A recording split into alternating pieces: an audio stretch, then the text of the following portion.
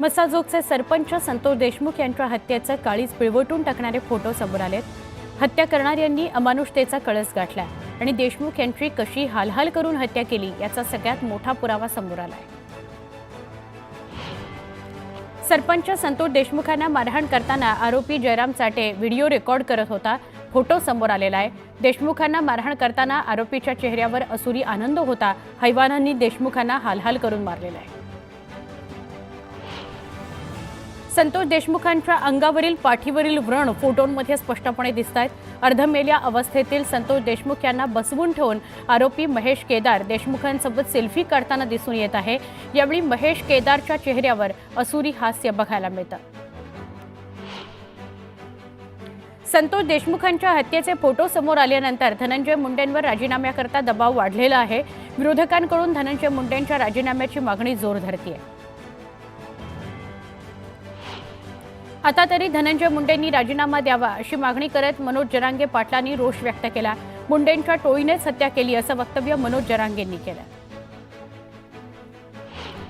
मुंबईतील लोकल प्रवाशांच्या सुरक्षेसाठी आसनगाव, अंबरनाथ, भाईंदर, लोकमान्य टिळक टर्मिनस इथं 4 नवीन रेल्वे पोलीस ठाणी स्थापन करण्याकरता गृह विभागानं मान्यता दिली आहे। त्यामुळे 1999 नंतर महामुंबईमध्ये प्रथमच नव्या रेल्वे पोलीस ठाण्यांची निर्मिती होणार आहे।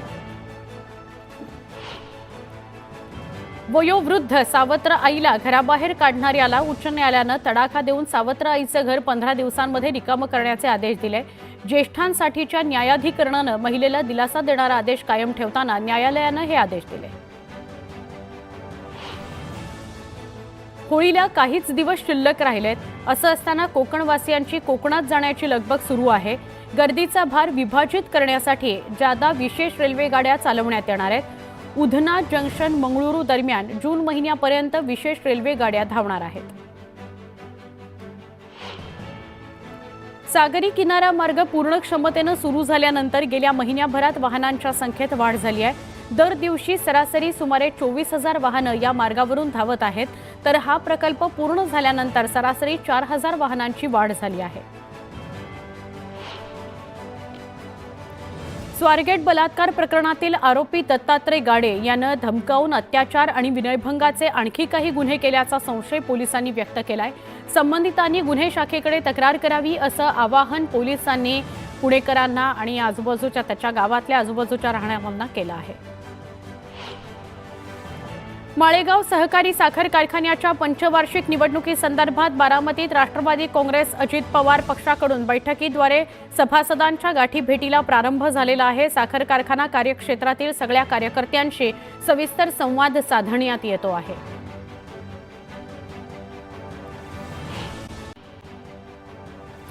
देशभरात कनिष्ठ न्यायालयांपासून सर्वोच्च न्यायालयापर्यंत 5.25 कोटींहून अधिक खटले प्रलंबित आहेत अशी माहिती समोर आली आहे। यातच सर्वोच्च न्यायालयात 60,000, उच्च न्यायालयात 58 लाख आणि उर्वरित कनिष्ठ न्यायालयातले हे खटले आहेत।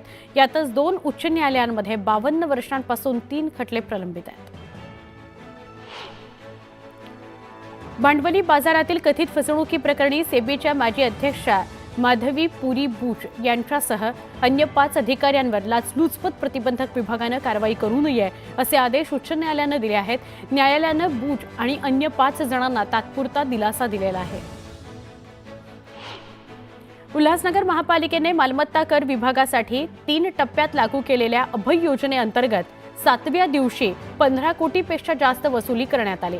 कर वसुलीसाठी सगळ्या विभाग प्रमुखांना 1 तास अभय योजनेचं काम करून कमीत कमी 20 घरांना भेटी देण्याचे आदेश आयुक्तांनी काढले।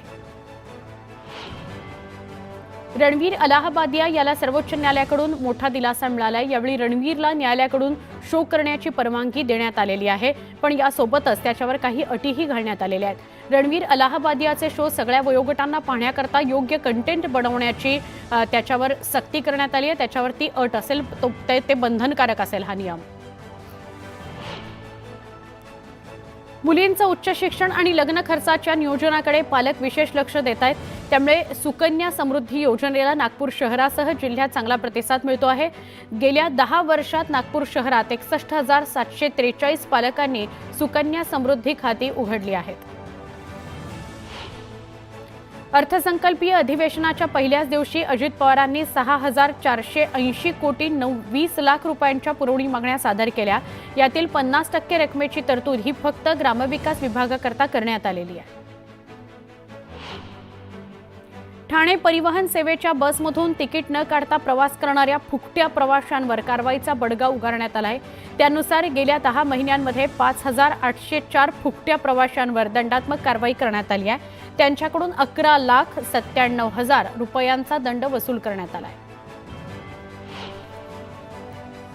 पुणे महापालिकेचा आज अर्थसंकल्प जाहीर होणार आहे। 2025-26चा अर्थसंकल्प महापालिका आयुक्त सकाळी 11:30 वाजता स्थायी समितीला सादर करणार आहेत।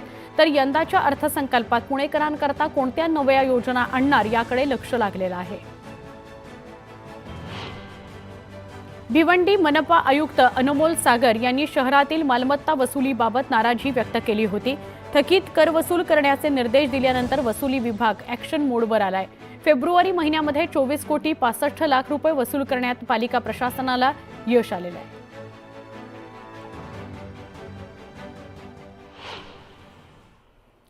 एक ब्रेकिंग न्यूज बघणार आहोत। पालघरमध्ये मुंबई अहमदाबाद राष्ट्रीय महामार्गावर एक ट्रक जळून खाक झालाय। ट्रक आणि टँकरच्या भीषण अपघातानंतर दोन्ही वाहनांना भीषण आग लागली। मुंबई अहमदाबाद राष्ट्रीय महामार्गावरील मनोरजवळ ही घटना घडली आहे। पहाटेच्या दरम्यान ही घटना घडली। सुदैवानं या अपघातात कुठलीही जीवितहानी झाली नाही, पण अपघातानंतर हायवेवर वाहतूक कोंडी झालेली होती।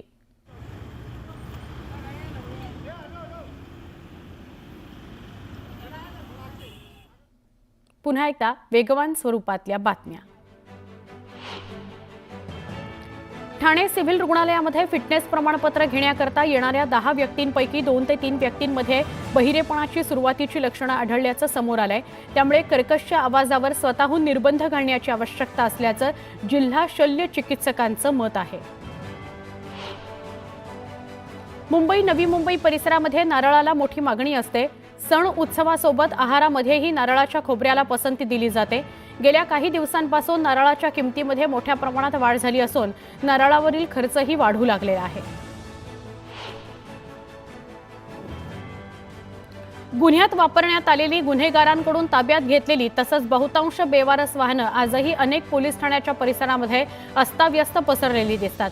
अनेकदा वाहनांचे दरवाजे काचा व्यवस्थित बंद न केल्यानं त्यातील सुटे भाग चोरीला जाण्याचीही शक्यता असते।